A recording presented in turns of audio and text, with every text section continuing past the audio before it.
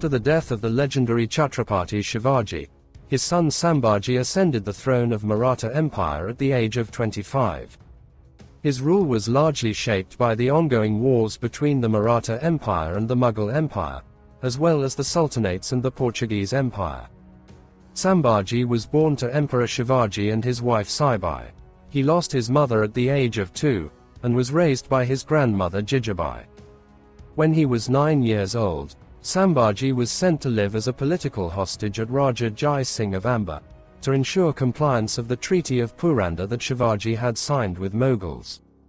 After the treaty, Sambhaji became the Mansabdar to the Mughals. Shivaji and Sambhaji presented themselves at the court of Aurangzeb. But Aurangzeb had put them under house arrest, but Shivaji escaped by putting himself in one of the large baskets, and his son Sambhaji in another, and left Agra. As a prince, Sambhaji proved his bravery and military brilliance on many occasions. He led successful campaigns in Goa and Karnataka. He had a troubled relationship with his stepmother Soirabai.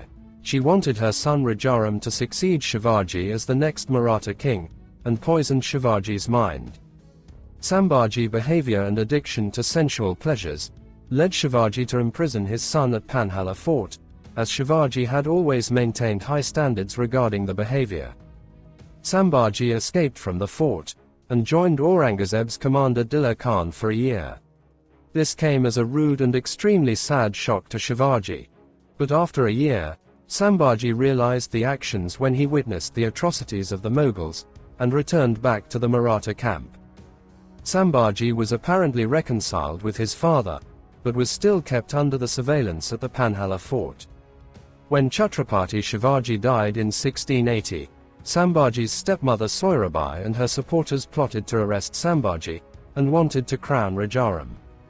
However, Soirabai's brother Hambirao Mohit supported Sambhaji, as he was the rightful heir to the Maratha throne.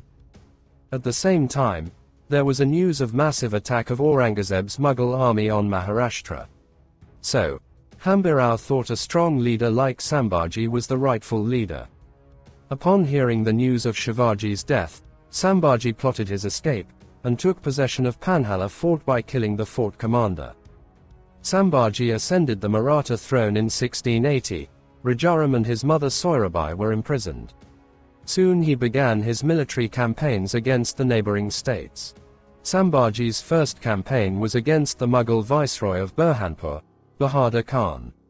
Khan was collecting the jizya tax from the Hindu citizens of Burhanpur. He plundered and ravaged Burhanpur. Unlike his father, Sambhaji permitted his soldiers to plunder and looted the conquered regions. Sambhaji made a daring attempt to capture the sea fort of Janjira, but the defense of Janjira is very strong, and Marathas took heavy damage. Unfortunately for the Marathas, before the attack, Siddhis made ally with Mughals. As a result, Mughal army attacked Raigad fort to distract Sambhaji from Siddhis. So Sambhaji needed to go back to Raigad fort, and after that remaining Marathas troops failed to succeed in that mission. In the battle, he lost one of his brave warrior Kondaji Farzand. After an unsuccessful attack on Sidi, Sambhaji sent his military commander to attack the Portuguese, as they aligned themselves with the Mughals. The Portuguese allowed Mughals to set up the naval base in their territory. Sambhaji attacked Portuguese fort of Alvor. At one point Sambhaji surrounded the Alvor fort, but Aurangzeb sent a large army to take on Marathas, eventually forcing Sambhaji to retreat. Sambhaji then planned to completely throw out Mughal from India, so he arranged a meeting at Sangameshwar, calling all his banners. But betrayal came from his own relative, brother-in-law of Sambhaji, Ganoji Shirka, who exposed all hidden routes of Sangameshwar to Mughal commander Mukarrab Khan. When he is about to leave, suddenly all Mughal troops surrounded Sambhaji and captured him, along with his friend Kavi Kailash. All Maratha chieftains fought with a huge Mughal army. They were both humiliated in public, and paraded before the crowds in buffon's attire. Aurangzeb then offered a proposition to Sambhaji for his life. Aurangzeb kept 3 conditions. Firstly, he should hand over all Maratha forts and treasures. Secondly, to disclose the names of Mughal traitors. and lastly Sambhaji should accept the Islam religion. Chhatrapati Sambhaji rejected all those conditions. So Aurangzeb started torturing him, and finally on the third day he was beheaded.